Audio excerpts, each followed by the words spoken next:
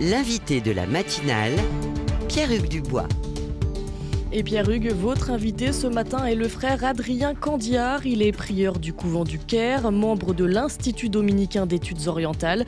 Il a publié plusieurs ouvrages sur l'islam, mais également des pièces de théâtre spirituel, et notamment Akedia, dont le texte vient d'être publié aux éditions du Cerf. Bonjour Adrien Candiard. Bonjour. Et merci d'être avec nous ce matin. Pour les chrétiens, le temps du carême a commencé il y a 15 jours maintenant, un temps de partage, de prière et de jeûne, un temps propice pour s'interroger sur notre vie spirituelle, peu importe notre rapport à la foi, notre proximité avec la pratique religieuse. En quoi le carême est-il un temps favorable ? C'est d'abord un temps de préparation. Faut pas l'oublier, le carême n'est pas une fin en soi, c'est pas un temps d'entraînement sportif ou je ne sais quoi, c'est un temps de préparation à Pâques.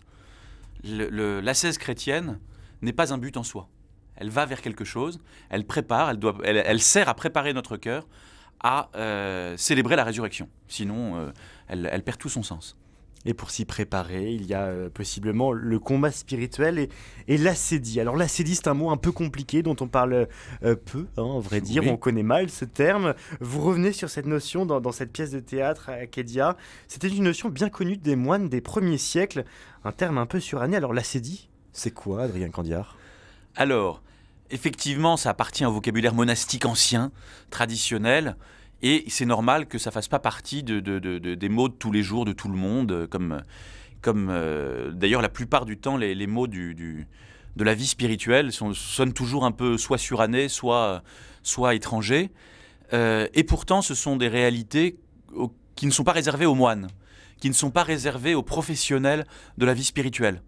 Et ça vaut peut-être le coup, précisément, comme vous le faites ce matin, de les rendre accessibles à ceux qui, sans avoir lu de littérature spécifique sur le sujet, se trouvent confrontés aux défis de la vie spirituelle. L'ascédie, là-dedans, c'est la perte de motivation, c'est pour le dire de manière un peu banale, ou pour le dire de manière un peu plus tragique, le désespoir. C'est une dépression un peu ? Alors la dépression est une réalité médicale. Il ne faut pas trop mélanger les réalités spirituelles et les réalités psychologiques. Il ne faut pas trop non plus. Mais on peut, dans la vie spirituelle, traverser, parfois d'ailleurs après des moments d'enthousiasme et de joie et de certitude, se retrouver face à un désert, face à un découragement, un abattement. De même que c'est la même foule qui, après avoir crié au rameau « Hosanna, Hosanna », crie « à mort, à mort ». Il y avait un moment où on peut très vite laisser tomber, se dire « mais à quoi bon ? Est-ce que tout ça existe vraiment ? Est-ce que tout ce que j'ai fait, est-ce que ça a du sens ?» Et cette expérience-là est une expérience assez décourageante, assez troublante souvent d'ailleurs pour le croyant qui se heurte à une perte de sens.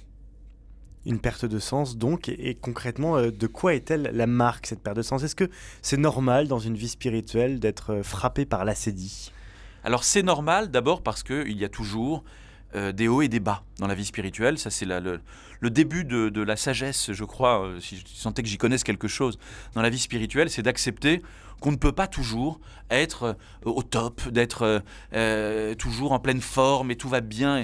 Et non, et la vie spirituelle, elle a ses temps forts et ses temps faibles, et les deux sont importants.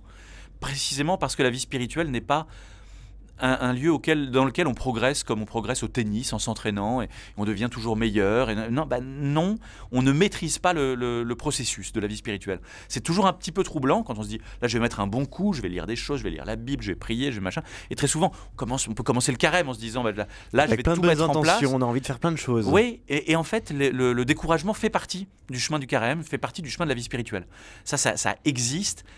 Oui, je fais la moue, parce oui. qu'effectivement, c'est pas terrible comme programme. Mais sinon, ça veut dire qu'on maîtrise son propre chemin et qu'on est dans une ascèse peut-être de développement spirituel, de développement je sais pas quoi, intérieur, mais qui n'a plus grand-chose à voir avec la vie dans l'Esprit Saint, où on n'est pas conduit par sa propre volonté et selon ses propres forces, mais bien par le Seigneur qui sait par où on doit passer. Et la chose curieuse, c'est qu'on doit passer par des formes de crise.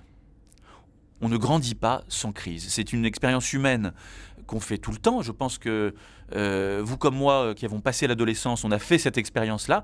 Il a bien fallu passer par la crise d'adolescence d'une manière ou d'une autre, parce que sinon on ne grandit pas, sinon on reste toujours un enfant. Il y a forcément un moment où on perd pied. Et quand on avance, on n'a plus pied, vous savez, on passe dans le grand bain et on panique. Et on se dit, mais qu'est-ce que c'est que ça? J'étais dans un univers confortable, où j'avais mes repères, où tout était bien. Et puis soudain, mes repères, je ne sais pas pourquoi, sans faute de ma part, me sont retirés. Et ce moment-là, qui est très troublant, est l'occasion d'apprendre à grandir. Dans cette pièce de théâtre que vous signez, frère Adrien Candiard, qui s'appelle Akedia, il est question de combat spirituel et de tentation du diable. Le diable, pourtant, a été un peu chassé de notre univers. Le supérieur général des Jésuites avait même estimé il y a quelques années dans la presse italienne que c'était, je cite, une réalité symbolique. Pourquoi parler du diable aujourd'hui, frère Adrien Candiard? Alors d'abord parce qu'il s'agit d'une pièce de théâtre. Il s'agit d'une œuvre de fiction et pas d'un essai de spiritualité, comme j'en ai écrit plusieurs, mais bien d'une histoire. Or, le diable a beau avoir posé tout un tas de questions au plan théologique, est un formidable personnage de fiction. Je ne dis pas que ce n'est pas une déclaration pour dire qu'il n'est qu'une fiction, mais pour un auteur de fiction, le diable est un personnage très intéressant. Très intéressant parce qu'il est bavard. Et au théâtre, il faut bien qu'il y ait un moment quelqu'un qui parle. Quand vous êtes là à faire quelque chose sur les pères du désert, sur ces moines au désert, vous risquez quand même, si vous les laissez seuls, de passer une heure à écouter du silence. Ce qui serait peut-être très édifiant, mais... pas très théâtral. Voilà, c'est pas très théâtral.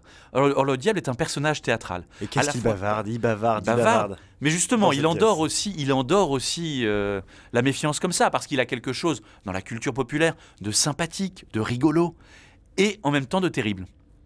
C'est ça qui est amusant avec ce personnage. C'est ça qui en fait aussi toute la complexité et la richesse. C'est qu'on a l'impression qu'il est familier, qu'au fond il aime bien, il met l'ambiance. Et peu à peu, j'espère, il se révèle beaucoup plus inquiétant. Oui, parce que racontez-nous, donc on parle de cette pièce de théâtre Akedia, dont le texte vient d'être publié aux éditions du Cerf. Racontez-nous ce que vous avez voulu y décrire dans cette pièce de théâtre. J'ai voulu y parler de la vie spirituelle, ce qui met sous une forme de théâtre. Il s'agit bien de raconter une histoire et pas faire un essai. Et pour cela, je raconte une petite histoire très simple, inspirée, disons, de ce qu'on appelle les pères du désert, les premiers moines chrétiens dans le désert d'Égypte, dans les premiers siècles, où, de façon assez classique, vous avez un moine présent au désert depuis longtemps, qui reçoit la visite d'un novice, d'un jeune qui demande à être accompagné. Et il se révèle assez rapidement, je ne spoile rien en vous le disant ça, que ce novice qui vient demander conseil est en fait le diable. Le moine le reconnaît tout de suite et s'engage entre eux une petite discussion à bâton rompu, innocente finalement, puisque après tout le diable a été reconnu, donc il n'y a pas grand risque. Et sous des dehors un peu anodins, le diable va chercher à pousser le moine, non pas à des tentations vulgaires ou faciles, mais au désespoir. Je ne veux pas vous dire la fin, évidemment, dire à vos spectateurs la fin. Mais donc on pourrait dire qu'il va y arriver et sans y arriver. Il y a ces deux personnages, ce moine et le diable, l'un et l'autre. Et ces deux personnages discutent. Il y a vraiment l'expérience du combat spirituel que l'on peut voir et des tiraillements aussi du moine. Est-ce que ça évoque aussi les tiraillements des religieux, mais pas que? Je pense que la vie spirituelle est quelque chose qui est partagé, heureusement, bien au-delà des cloîtres, bien au-delà de la vie religieuse. Les religieux ont cet avantage, en un sens, d'avoir beaucoup de temps pour y penser, normalement. En tout cas, d'avoir le temps de regarder ce qui se passe là. Et je crois que c'est de leur devoir, de notre devoir peut-être, précisément d'en parler pour encourager ce que tout croyant, et peut-être même tout homme d'une façon ou d'une autre, est appelé à traverser et à vivre. Et pour ça, il faut écouter le silence. C'est assez frappant dans cette pièce. Il y a donc ce diable qui bavarde beaucoup, qui parle, comme s'il s'opposait totalement au silence de Dieu. Écoutez, le silence, c'est long, c'est compliqué. C'est long, c'est compliqué, c'est nécessaire.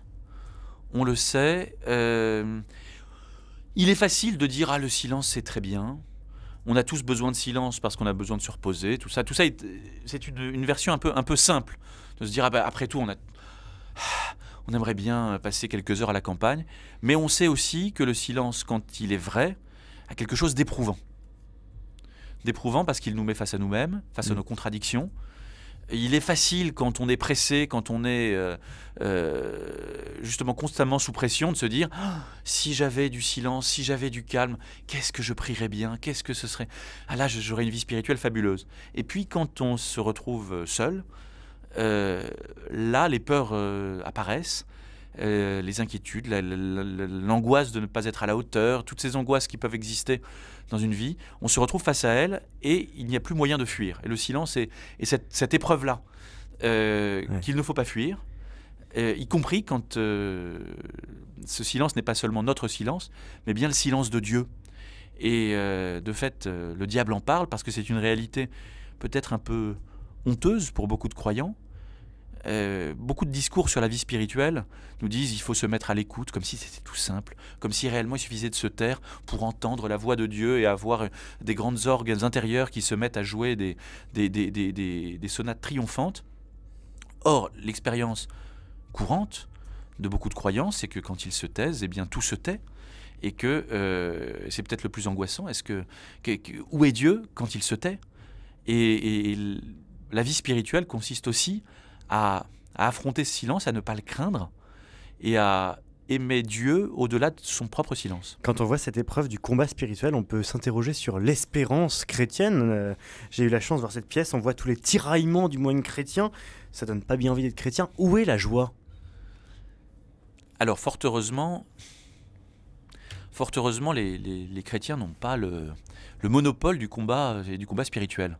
C'est-à-dire que ça, on peut toujours se dire c'est pas très sympa et on préférerait regarder Netflix, mais en réalité, le combat spirituel, qui n'est pas forcément quelque chose de tragique, est en tout cas une réalité à laquelle on ne peut pas échapper. On ne peut pas ne pas vivre notre condition d'homme dans toutes ces dimensions. Et quand on croit y échapper, on est en fait en plein dedans, et peut-être pas de la meilleure des façons. La joie, la vraie joie, la joie chrétienne, elle est, je crois, heureusement qu'on en a en route, hein, rassurez-vous, mais au bout du bout, elle est dans la découverte de l'amour de Dieu pour lui-même, et non pas pour autre chose, et non pas même pour ce que Dieu donne. Et ça, c'est la dure leçon de la vie spirituelle qui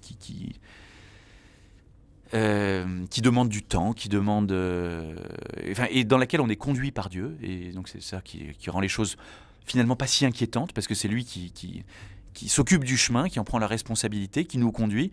Donc il y a d'abord à lui faire confiance. Cette réalité qu'on découvre, c'est que peu à peu, on est amené à n'aimer Dieu que pour lui-même, et pas pour autre chose. Certainement pas pour ce qu'il pourrait nous donner, ni d'extérieur, ni même d'intérieur, ni même le sentiment de sa présence. Merci beaucoup, frère Adrien Candiard, d'avoir été ce matin l'invité de la matinale. Le texte de cette pièce de théâtre, Akedia, vient donc d'être publié aux éditions du Cerf, et je renvoie ceux qui veulent en savoir plus sur votre parcours aussi vers l'excellent épisode de l'émission Visage avec Thierry Lyonnais, à retrouver bien évidemment sur le site rcf.fr.